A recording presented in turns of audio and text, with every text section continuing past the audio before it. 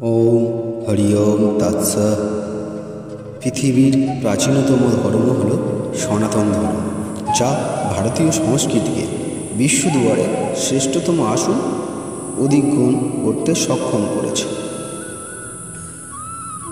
আমরা সনাতন ধর্মাবলম্বী মানুষ ভগবান স্বরূপকে ৩৩ কোটি সংখ্যা হিসাবে মান্যতা দিয়েছি, কিন্তু এখানে প্রকৃতপক্ষে মানুষকে ভুল পথে চালনা বা ভুল বোঝানো হয়েছে।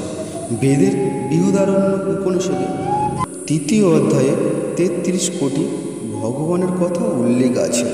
যেহেতু উপনিষদ সংস্কৃত ভাষায় লেখা, সেজন্য এখানে ৩৩ কোটি বলতে সংখ্যাকে নয়, ৩৩ প্রকার বা ৩৩ রকমের দেবতার কথা বলা হয়েছে, যাহার মধ্যে ৮ জন বসু, ১১ জন রুদ্র, ১২ জন আদিত্য, প্রজাপতি একজন, ইন্দ্র একজন।